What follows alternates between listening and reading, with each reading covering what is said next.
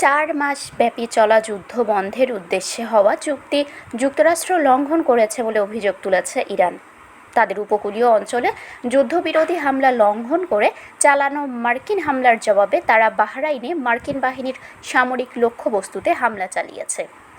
Iran শনিবার জানিয়েছে, গত সপ্তাহে 4 মাসব্যাপী চলা যুদ্ধ বন্ধের উদ্দেশ্যে হওয়া চুক্তি যুক্তরাষ্ট্র লঙ্ঘন করেছে বলে উভয় পক্ষ একে অপরকে অভিযোগ করার মধ্যে যুক্তরাষ্ট্রের দক্ষিণ উপকূলে চালানো বিমান হামলার জবাবে ইরানের পররাষ্ট্র মন্ত্রণালয় তাদের প্রতিরক্ষামূলক হামলার স্থান উল্লেখ করেনি।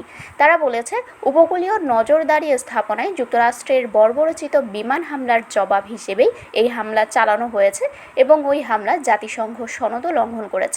পরে মার্কিন নৌবাহিনীর ৫ম নৌবহরের ঘাঁটি হিসেবে পরিচিত বাহরাইন জানায়, ইরানের একটি ড্রোন হামলা তাদের ভূখণ্ডে হয়েছে। তারা এটিকে তাদের সার্বভৌমত্বের সুস্পষ্ট লঙ্ঘন এবং জাতীয় নিরাপত্তার জন্য হুমকি বলে উল্লেখ করে এবং আত্মরক্ষার অধিকার সংরক্ষিত রয়েছে বলে জানায়। মার্কিন লক্ষ্যবস্তুতে হামলার বিষয়ে ইরানের দাবির কোনো তাৎক্ষণিক প্রতিক্রিয়া ওয়াশিংটন জানায়নি।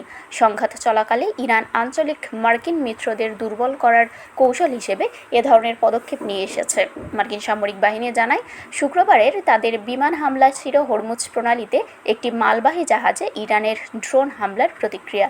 এই প্রণালী বিশ্ব জ্বালানি সরবরাহের জন্য অত্যন্ত গুরুত্ব প্রণালীর উপর নিয়ন্ত্রণের দাবি ইরানের।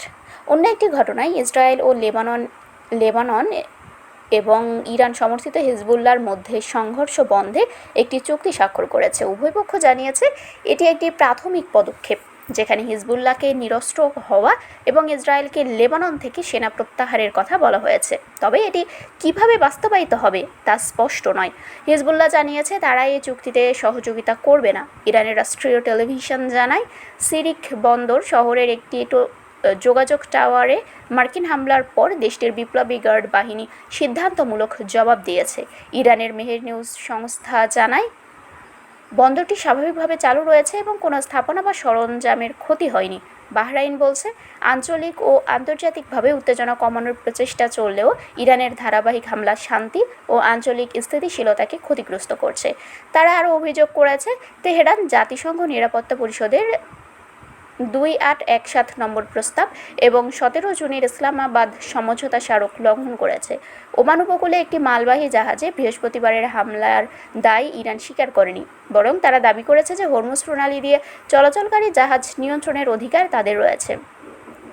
ইরান বলেছে, জাহাজগুলোকে তেহরান নির্ধারিত রুট অনুসরণ করতে হবে। তারা উপসাগরীয় দেশগুলোকে ওয়াশিংটনের পক্ষ না নেওয়ার সতর্কতা দিয়েছে এবং দাবি করেছে, ইরান যুক্তরাষ্ট্রের অন্তর্বর্তীকালীন চুক্তি অনুযায়ী কৌশলগত এই জলপথে জাহাজ চলাচলের নিয়ন্ত্রণ তাদের হাতে রয়েছে।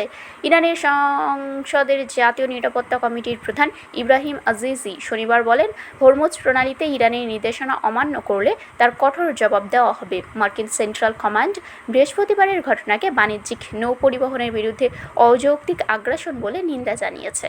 তারা বলেছে, প্রণালীতে চলাচলকারী বাণিজ্যিক জাহাজগুলোর জন্য নিরাপদ যাতায়াত নিশ্চিত করতে যুক্তরাষ্ট্র সমন্বয় ও সহায়তা অব্যাহত রাখবে। যুক্তরাষ্ট্র ও ইসরায়েল 28 ফেব্রুয়ারি যুদ্ধ শুরুর আগে বিশ্বের মোট তেল ও তরলীকৃত প্রাকৃতিক গ্যাসের প্রায় 1/5 এই প্রণালী দিয়ে পরিবাহিত হতো। সহিংসতার জবাব সহিংসতায় দেওয়া হবে, ভ্যান্স। মার্কিন ভাইস প্রেসিডেন্ট জেডি ভ্যান্স, যিনি একসময় ইরানে মার্কিন হস্তক্ষেপ নিয়ে সন্দিহান ছিলেন, তিনি বর্তমানে প্রেসিডেন্ট ডোনাল্ড ট্রাম্পের পক্ষে এই সংঘাতের অন্যতম মুখপাত্র, বলেন যে যুক্তরাষ্ট্র যুদ্ধবিরতি চুক্তি, যা সমঝোতা স্মারক নামেও পরিচিত, মেনে চলেছে। শারমিন শিমু, বরেন্দ্র টেলিভিশন।